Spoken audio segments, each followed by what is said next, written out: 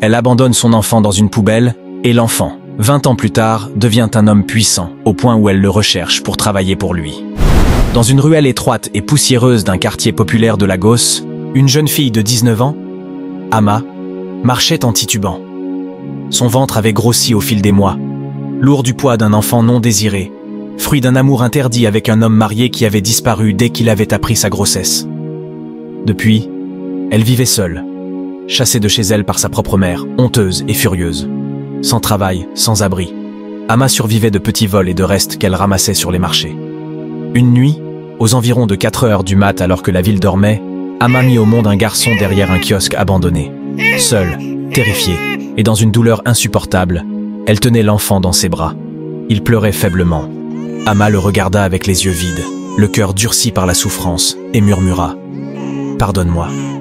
Sans une couverture, sans un mot, elle plaça doucement le bébé dans une boîte en carton posée près d'une benne à ordures, le couvrit d'un chiffon sale, et s'éloigna sans se retourner. Elle s'attendait à ce que le froid ou les chiens errants fassent disparaître ce qu'elle appelait son erreur. Mais ce ne fut pas le destin du bébé. Au petit matin, une femme âgée nommée Madame Busy, vendeuse de beignets, entendit un bruit étrange en jetant ses sacs dans la benne. Elle s'approcha et trouva le bébé. Malgré ses moyens modestes, elle ne put se résoudre à le laisser là. Elle le ramena chez elle, le lava, le nourrit avec du lait de riz et le nomma Tari, qui signifie « destin » en Ijaw. Madame Busy vivait avec son mari, un menuisier respecté. Et même s'ils étaient pauvres, ils offrirent au bébé Tari tout l'amour qu'un enfant pouvait recevoir. Ils n'avaient jamais pu avoir d'enfant, et pour eux, il était un cadeau du ciel. Dès son plus jeune âge, Tari montra une intelligence vive et une grande sagesse. À l'école, il était toujours premier. Il réparait les objets cassés, vendait des friandises fabriquées par Madame Busy et aidait son père à fabriquer des meubles. Les gens du quartier l'aimaient, et certains disèrent même qu'il deviendrait un grand homme un jour. Les années passèrent. Tari, à force de courage, de travail et d'intelligence, obtint une bourse pour étudier l'économie à l'université de Lagos. Il était brillant, mais aussi rusé. Pendant ses études, il commença à investir de petites sommes dans la vente de téléphones, puis dans l'importation de vêtements, et plus tard dans l'immobilier. Il créa sa première entreprise à 22 ans. À 25 ans, il était propriétaire de plusieurs immeubles à Lagos, de 2 hôtels, de 2 voitures de luxe et d'une société de technologie montante. On l'appelait désormais Monsieur Tari Johnson, le prince de Victoria Island. Dans les journaux, on lisait des titres comme « L'enfant des ruelles devenu roi du business ». Mais personne ne connaissait la vérité sur ses origines. Même lui ne savait pas qu'il avait été abandonné. Ama, quant à elle, avait sombré. Elle avait erré de ville en ville, vivant d'hommes qui ne l'aimèrent pas, dormant sous les ponts, vendant des produits sur les marchés. Les années avaient regravé sur son visage la douleur, la faim, le remords. À 37 ans, elle paraissait en avoir 50.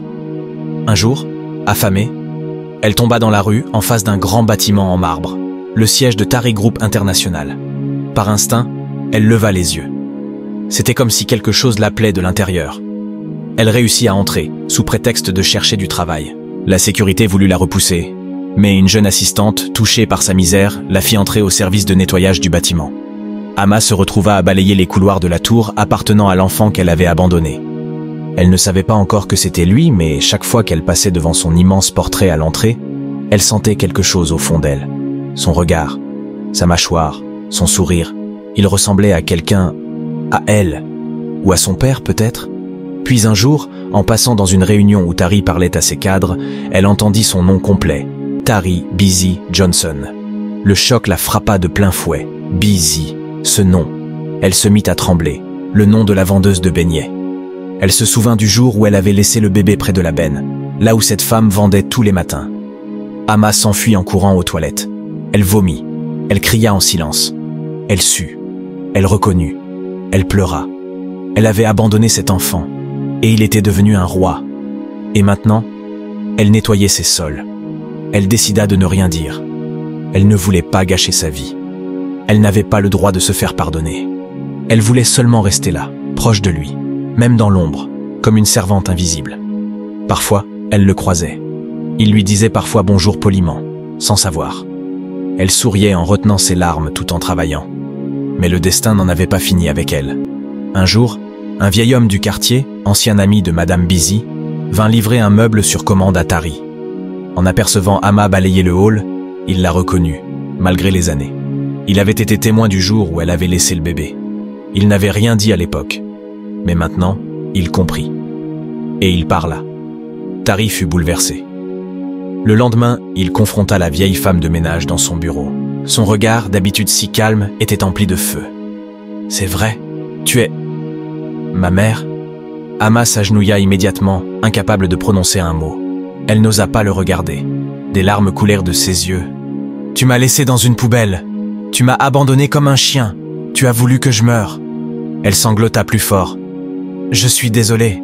Je n'avais rien. Je ne voulais pas te faire souffrir. » Tari la regarda longuement.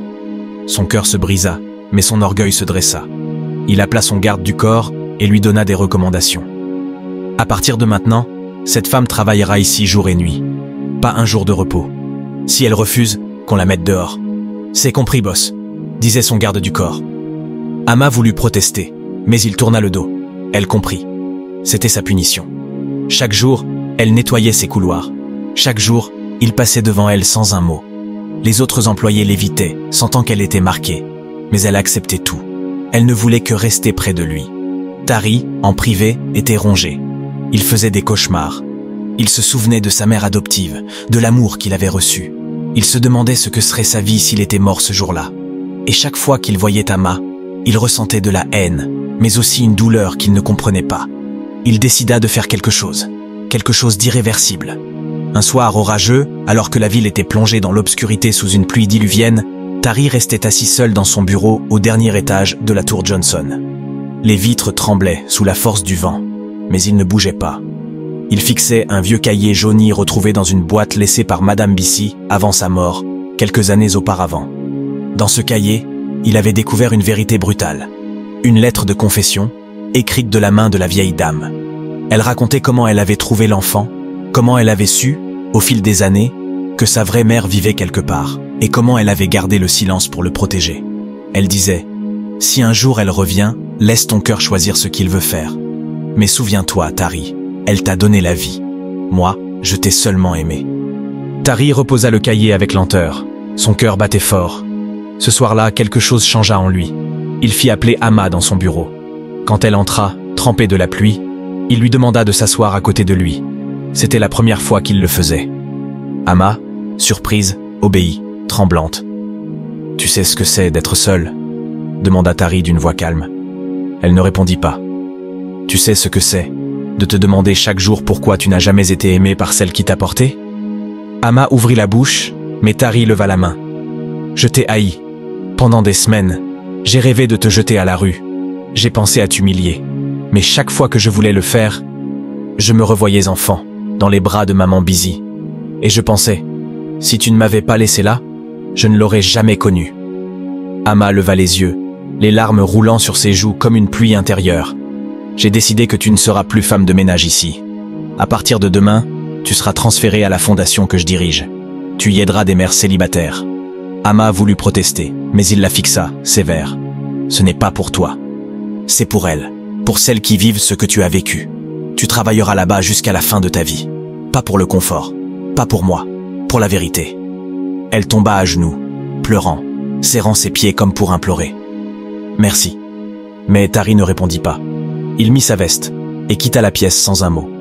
Les jours suivants, la nouvelle se répandit. La vieille femme de ménage avait été nommée responsable d'un projet de la fondation Johnson. Certains pensaient qu'elle avait de la chance. D'autres murmuraient des rumeurs. Mais personne ne savait la vérité. À la fondation, Ama se jeta corps et âme dans son travail.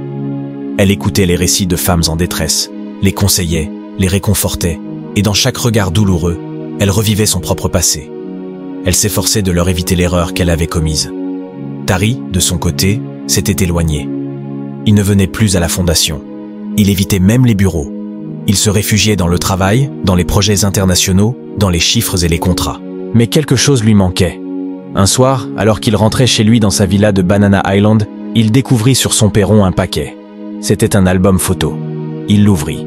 À l'intérieur, des images, des dessins d'enfants de la fondation, des messages de remerciements, et au fond, une lettre. C'était Ama. Elle écrivait avec une main tremblante, mais une sincérité poignante. « Tu n'as aucune raison de me pardonner, Mais je voulais te dire que chaque jour où je te vois vivre, respirer, exister, je remercie le ciel. Tu es devenu un roi malgré moi. Et si je pouvais remonter le temps, je donnerais tout pour être la mère que tu méritais. » Tari referma l'album. Il s'assit dans l'ombre de sa véranda, sous le silence de la nuit. Pour la première fois depuis longtemps, il pleura. Il se souvenait de la première fois qu'il avait réussi à lire une phrase entière à haute voix et de la voix de Madame Busy l'applaudissant.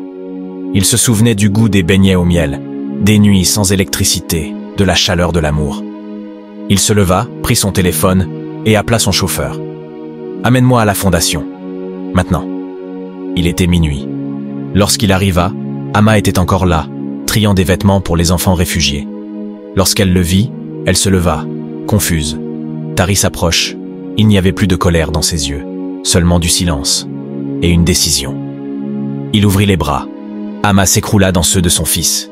Pour la première fois, elle se sentit pardonnée. Et pour la première fois, Tari sentit ce que c'était d'aimer sa mère. Les semaines qui suivirent ce moment de réconciliation furent étranges, à la fois douces et fragiles. Amma et Tari n'en parlèrent pas. Aucun mot ne fut prononcé sur le passé. Il y avait entre eux un silence chargé de respect, de douleur, mais aussi de paix. Ils marchèrent sur des œufs, comme deux âmes qui s'étaient longtemps cherchées et qui, maintenant qu'elles s'étaient retrouvées, ne savaient pas comment exister ensemble sans réveiller les cicatrices. Amma continua de travailler à la fondation. Elle était désormais appelée Mama Amma par les enfants et les femmes qu'elle aidait. Elle écoutait leurs histoires, leur offrait un thé chaud, un mot de réconfort, une présence simple mais constante. Dans ses visages meurtris, elle revoyait celui de la jeune Amma qu'elle avait été, perdue et abandonnée. Elle se jura, en silence, que tant qu'elle vivrait, aucune autre femme n'abandonnerait son enfant sans avoir une main tendue. Tari, de son côté, changea, peu à peu. Il s'éloigna des cercles mondains, des fêtes enivrantes de Victoria Island, des réunions trop brillantes pour être honnête. Il se recentra. Il parlait davantage à ses employés, il visitait les projets humanitaires de son entreprise. Et surtout, il prenait du temps pour écouter. Il découvrait que sa puissance ne venait pas de ses comptes bancaires ou de ses tours en verre, mais de sa capacité à guérir ce qui avait été brisé. Mais ce renouveau n'échappa pas aux vautours du monde des affaires.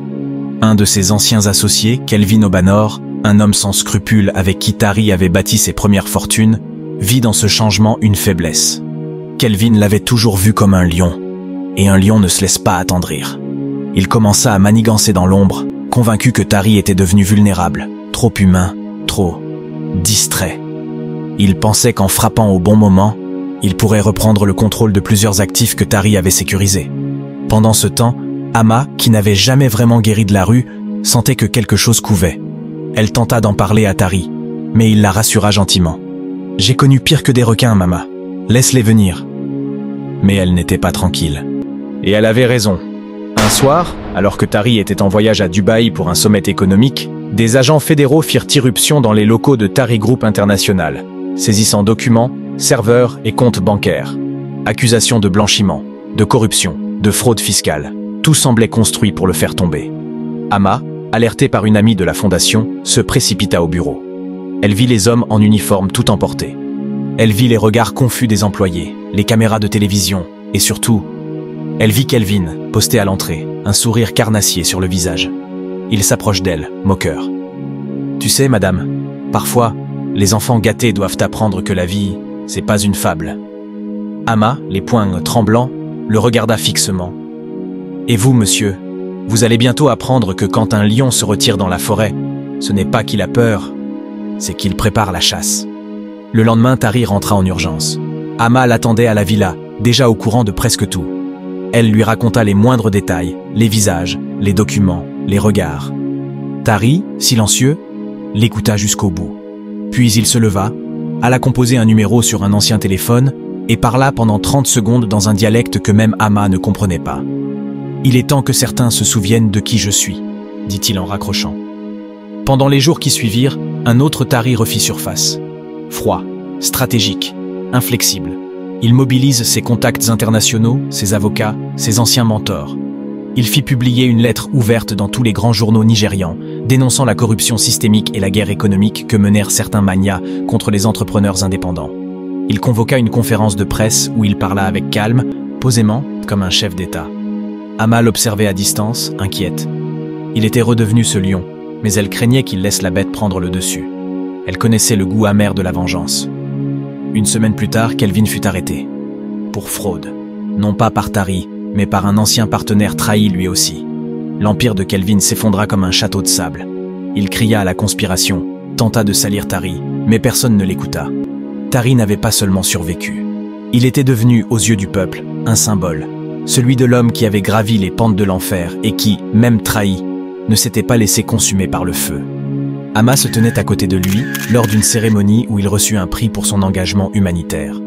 Lorsqu'on lui demanda qui elle était, il répondit calmement devant les caméras « Voici ma mère ». Un silence remplit la salle.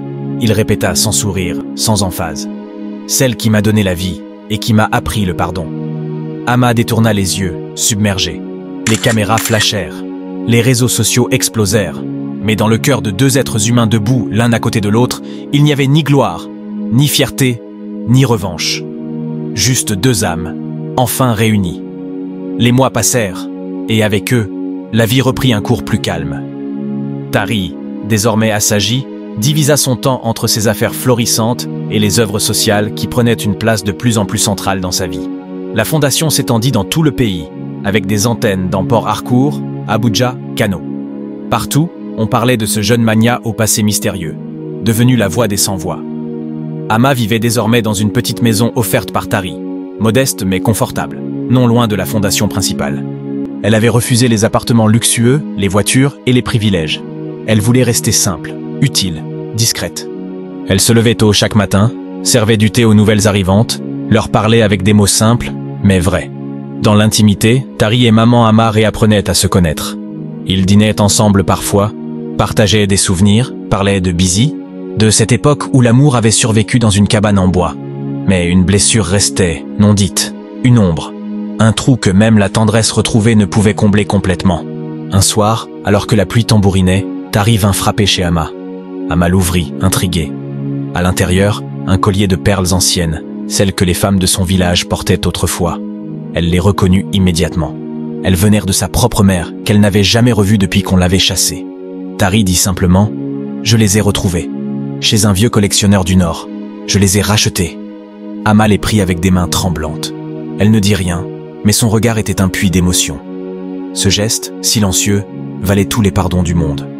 Dans les jours suivants, Amma commença à tomber malade. Rien de visible au départ. Juste de la fatigue, des vertiges, des douleurs aux jambes. Elle pensait que c'était l'âge. On l'emmena à l'hôpital. Tari accourut, le visage inquiet. Les médecins furent clairs. Il s'agissait d'un cancer, diagnostiqué trop tard. Le pronostic était mauvais, très mauvais. Tari refusa d'accepter. Il engagea les meilleurs spécialistes, envoya ses jets chercher des médicaments à l'étranger, installa un hôpital de fortune chez elle. Mais rien n'y fit. Amma dépérissait, lentement. Comme une bougie qui refuse de s'éteindre, mais dont la flamme vacille. Un soir, elle le fit appeler à son chevet. Elle était faible, très maigre, mais ses yeux brillaient.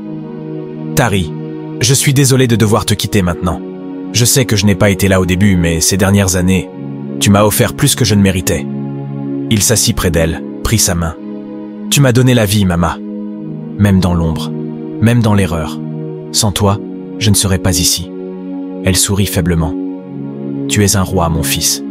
Pas parce que tu es riche, mais parce que tu sais aimer malgré tout. Ne laisse jamais ce monde voler ton cœur. » Tari baissa la tête, luttant contre les larmes. Amma murmura. « Si tu veux vraiment me pardonner, adopte une fille. Donne à une enfant ce que je n'ai pas su te donner. » Il acquiesça lentement, et dans un dernier souffle, Amma ferma les yeux, paisible. Il resta là, longtemps, sa main dans la sienne. Le silence était complet. Il ne cria pas, il ne pleura pas bruyamment. Il resta seulement là, comme un fils auprès de sa mère, enfin réconcilié par la mort. Les funérailles furent simples, mais dignes. Des centaines de femmes de la fondation vinrent porter le cercueil. Chacune d'elles racontait comment Amma avait changé leur vie. Des journalistes, des hommes d'affaires, des ministres. Tous étaient là. Mais Tari n'entendait rien.